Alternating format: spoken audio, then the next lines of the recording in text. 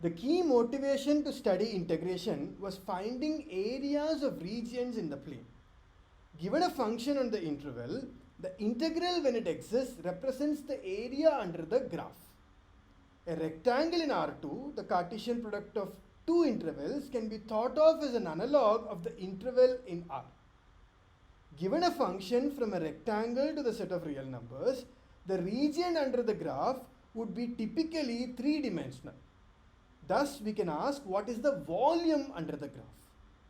If we can answer this, this technique can be used to compute volumes of regions.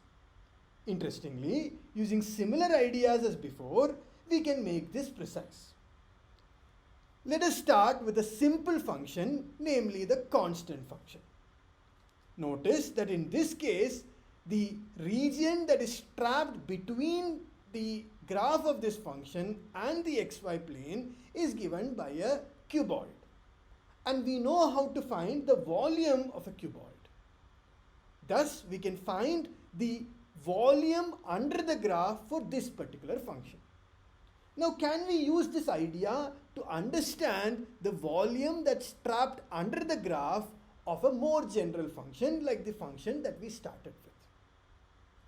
Notice that even in this general case, the function is nice enough that if you take a very tiny rectangle, in this tiny rectangle, the value of the function does not change too much.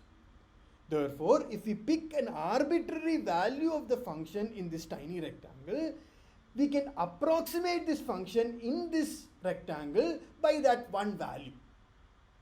In other words, the volume above this tiny rectangle can be approximated by the volume of a cuboid. And as we partition the original rectangle into smaller and smaller rectangles, the sum of the volumes of these cuboids become better and better approximations of the volume that's trapped under the graph of this function. Thus, in a very similar way as what we did for functions from R to R, we could understand what is the volume that's trapped under the graph of a function from R2 to R. And notice that there was nothing special about this particular function that we took. We could have taken another function as well. For instance, let us change this function. Instead of 2 minus x square plus y square, let's consider the function 2 plus x plus y.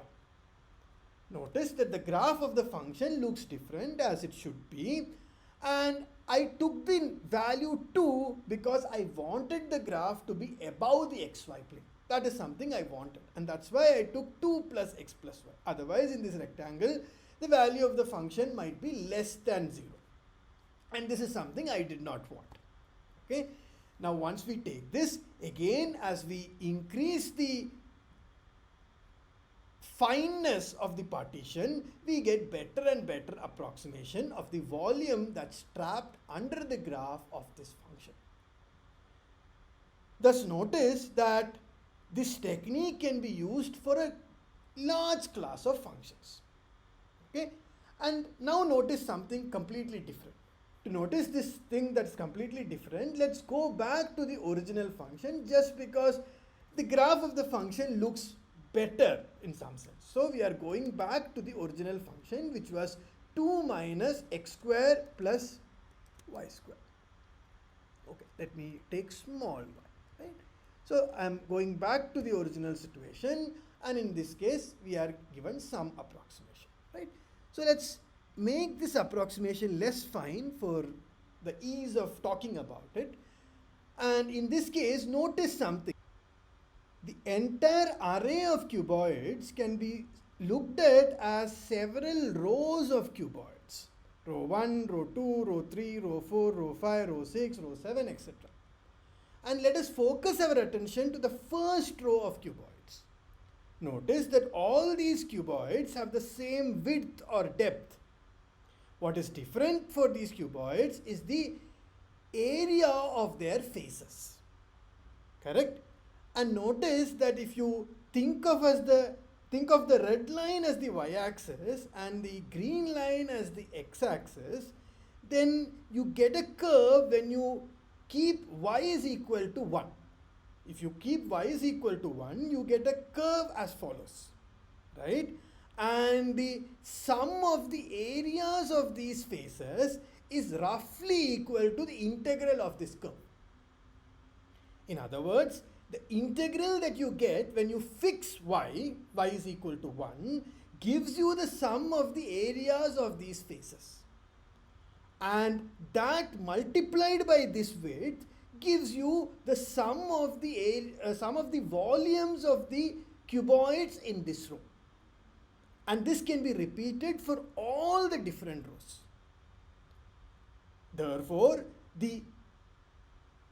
Therefore, what happens is that if you consider the function that is given by the integral of the curve when you fix a particular value of y and you integrate that along y, you should get the volume under this graph. And in this manner, we can convert this integral into two integrals in one variable. And this idea will be extremely important in the computation of many integrals. And this is roughly what I want to cover in this small unit on double integrals. We will go into the details and the rigorous proofs in further lectures.